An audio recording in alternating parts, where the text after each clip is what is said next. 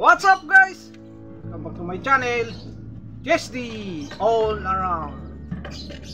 Guys, ang pag-uusapan natin ngayon ay ang tungkol sa mga garapata ng aso.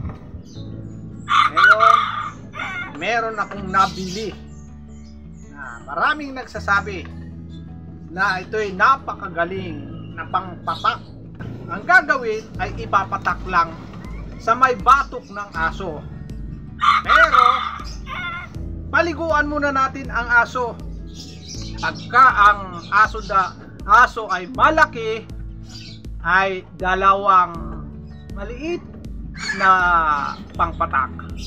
At pagka maliit ang aso, ututa pa lang, ay isang buting maliit naman. Papakita ko sa inyo kung ano yung pangpatak na yan para matanggal ang mga garapata at mga kuto ng aso. Ayan. Ayan siya, D-Tix. Yan ang pampatak ng aso. Pagka malaking aso, dalawang ganito. Pagka maliit ay isa lang ganito. Magpapaligo muna tayo ng aso. Ay paliguan muna ang aso dahil isang linggong hindi pwedeng paliguan pagka napataka na. Grabing karapata, oh. Kita yung karapata. Ayan, ang dami. Oh. Daming karapata ni Rina. Ayan. Grabe, lalaki, oh. Yan ang tatanggalin natin. Grabe. Hindi nang pakali, lalo na dito, oh. Yan. Dami. Ngayon papaliguan muna natin siya bago natin patakan. Paliguan muna natin siya. Kasi isang linggo daw itong hindi pwedeng paliguan pag napatakan ng D-Tix.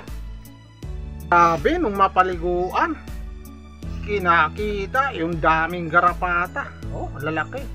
Hanggang dito. Hanggang dito. Yan. Hindi natin ito tatanggalin para malaman natin kung kayang patayin itong mga ito. Ipatak na natin ito. Tanggalin natin yung makapal na balahibo. Papatak na natin yan dyan.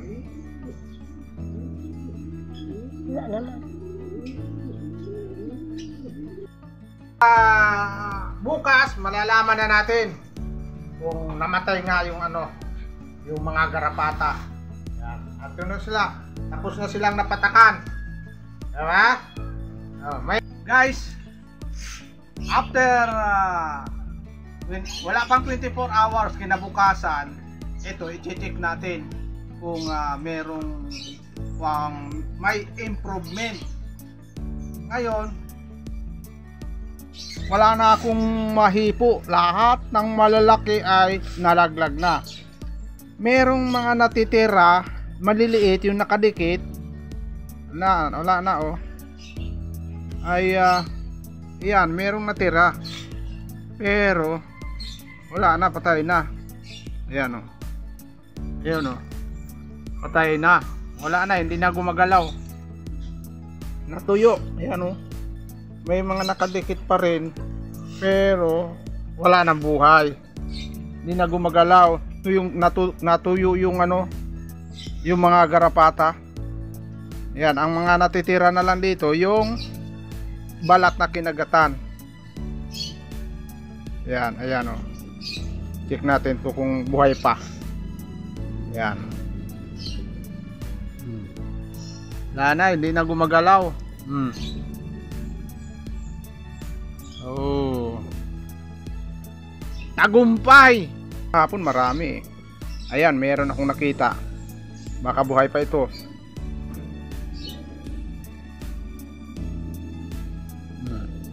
Wala na, hindi na gumagalaw, natuyo na siya.